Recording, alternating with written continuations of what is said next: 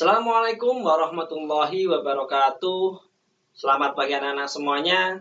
Bagaimana kabarnya hari ini? Semoga kita dalam keadaan sehat walafiat dan selalu semangat dalam belajar. Jangan lupa untuk kita selalu menjaga kesehatan di tengah situasi pandemi ini dengan tetap memakai masker, menjaga jarak, mencuci tangan, dan menjauhi kerumunan. Kali ini Pak Kodi akan melanjutkan pembelajaran Pendidikan Agama Islam kelas 5. Tetapi sebelum melanjutkan pembelajaran, kita mulai dengan berdoa terlebih dahulu. Bismillahirrahmanirrahim. Raditu billahi robba wa bil islami dina wa bil muhammadin nabiyya wa rasula. Rabbi zidni ilma warzuqni fahma. Amin. Ya Rabbal Alamin.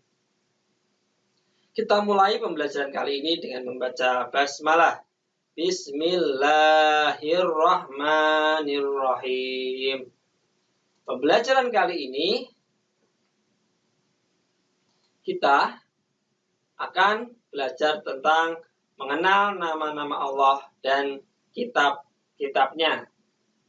Dalam pembelajaran ini diharapkan tujuan pembelajarannya adalah kita sama-sama dapat memahami makna Asmaul Husna atau nama-nama Allah yang baik, yaitu Al-Mumit, Al-Hayyu, Al-Qayyum, dan Al-Ahad. Kemudian kita dapat memahami makna diturunkan kitab-kitab suci melalui Rasulnya sebagai implementasi rukun iman. Kemudian kita dapat juga memahami makna Asmaul Husna, Al-Mumit, Al-Hayyu, Al-Qayyum, dan Al-Ahad, serta diharapkan kita dapat menunjukkan makna diturunkannya kitab-kitab suci melalui Rasulnya sebagai implementasi rukun iman. Kita tahu bahwasanya Allah Subhanahu wa Ta'ala mempunyai yang namanya Asmaul Husna. Apa itu Asmaul Husna? Yaitu nama-nama Allah yang baik yang berjumlah 99. Tapi dalam pembelajaran ini kita akan membahas 4 Asmaul Husna atau nama-nama Allah yang baik. Yang pertama kita akan membahas tentang Al-Mumit, kemudian Al-Hayyu, kemudian yang ketiga Al-Qayyum, dan yang keempat adalah Al-Ahad. Nama-nama Allah yang baik yang pertama yang kita bahas adalah Al-Mumit, yang mana Al-Mumit mengandung arti yang maha mematikan. Ya, karena Allah Subhanahu wa Ta'ala telah berfirman bahwasanya setiap yang bernyawa pasti mati. Jadi kematian tidak dapat kita hindari. Tetapi kematian itu bukanlah sesuatu yang menakutkan, ya, yang harus kita takuti. Akan tetapi kematian adalah tangga atau langkah kita menuju kebahagiaan abadi di akhirat nanti. Maka jika kita ingin bahagia, maka kita apa? Kita harus mengikuti perintah Allah Subhanahu wa Ta'ala dan Rasulnya, ya, menjalankan perintah Allah Subhanahu wa Ta'ala dan Rasulnya. Kemudian kita juga menjauhi larangan Allah dan Rasulnya. Dan yang kedua, Al-Hayyu, yang mana artinya adalah yang maha hidup. Bahwa Allah Subhanahu wa Ta'ala yang memberi hidup dan rezeki. Dan Allah Subhanahu wa Ta'ala itu hidup kekal selamanya. Dan yang memberi hidup makhluknya. Semuanya ini adalah yang memberikan hidup adalah Allah. Oleh karena itu, hidup mati ada di tangan atau di kekuasaan Allah Subhanahu wa Ta'ala. Maka kita harus menjaga sikap dan perilaku kita dalam kehidupan kita sehari-hari. Karena tugas manusia adalah kita memelihara, menjaga kehidupan kita dan mencari rezeki yang sudah disediakan oleh Allah Subhanahu wa Ta'ala.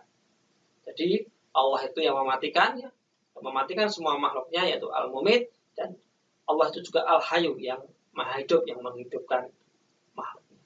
Kemudian nama-nama Allah yang berikutnya yang kita bahas adalah Al-Qayyum. Ya, Al-Qayyum artinya maha berdiri sendiri.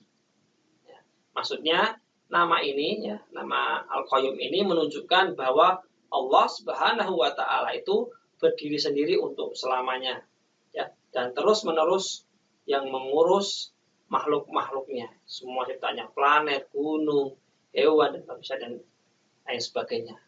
Jadi Allah Subhanahu wa taala tidak membutuhkan bantuan dari siapapun karena Dia adalah Maha berdiri sendiri. Ya. Maka itu Allah sebenarnya memberikan pendidikan kita, ya, pendidikan kepada kita tentang Al-Qayyum ini, ya, yang mana kita sebagai manusia, ya, harus bisa hidup mandiri, ya, hidup tidak selalu bergantung kepada orang lain. Maka dengan Al-Qayyum, ya, Asmaul Husna Al-Qayyum yang artinya Maha berdiri sendiri, kita harus punya semangat yang mandiri. Ya. Jadi selagi kita bisa melakukan, kita harus melakukan dengan diri sendiri. Contoh, kita bangun tidur, ya udah kita beresin tempat tidur kita. Terus kita makan, kita bersihin sisa makan kita. Ya. Jadi jangan menunggu atau bergantung kepada orang lain. Kemudian Asmaul Husna yang keempat yang akan kita bahas adalah Al-Ahad, yang artinya yang Maha Esa, ya, yang mengandung arti Allah itu Esa. Dan disebut juga Al-Wahid atau yang Maha Tunggal. Jadi yang Maha Tunggal atau yang Maha Esa ini, ya, Allah itu adalah yang tetap menyendiri. Ya. Dia tidak ada sekutu atau tidak ada serupa yang mirip dengan Allah. Maka Allah itu adalah tunggal atau esa, ya, yang menyendiri, tiada yang menyamainya, ya, dan tidak ada sekutu atau kawan atau apa, ya, yang setara dengan Allah Subhanahu wa taala. Ya. Kenapa? Karena Allah Subhanahu wa taala itu mandiri, tidak membutuhkan yang lainnya. Ya. Al-Qayyum tadi, yang mana Allah itu Maha berdiri sendiri, dan Allah itu Al-Ahad, ya, yang Maha Esa atau yang tunggal. Ya. Sifat ini atau nama-nama Allah ini mengajarkan kepada kita agar apa? Agar kita juga selalu mandiri dan tidak bergantung kepada orang lain. Ya. Itulah mengenai 4 Asmaul Husna. Ya. Ada Al-Mumit yang Maha mematikan, ada Al-Hayyu yang Maha hidup, ada Al-Qayyum yang Maha berdiri sendiri, dan ada Al-Ahad yang Maha Esa. Dengan mengenal Allah Subhanahu wa taala melalui Asmaul Husna, yaitu tadi Al-Mumit, Al-Hayyu, Al-Qayyum, dan Al-Ahad, ya, dapat meningkatkan apa? Meningkatkan keimanan kita serta ketakwaan kita. Sehingga kita apa? Kita bisa menjaga sikap kita dalam hidup sehari-hari ini, ya, dan perilaku kita dalam hidup.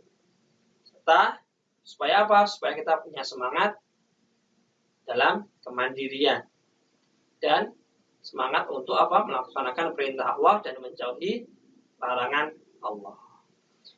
Mungkin itu saja untuk pembelajaran kali ini tentang nama-nama Allah yang baik atau Asmaul Husna. Mari kita akhiri pembelajaran kali ini dengan membaca hamdalah. Alhamdulillahirabbil alamin. Wassalamualaikum warahmatullahi wabarakatuh.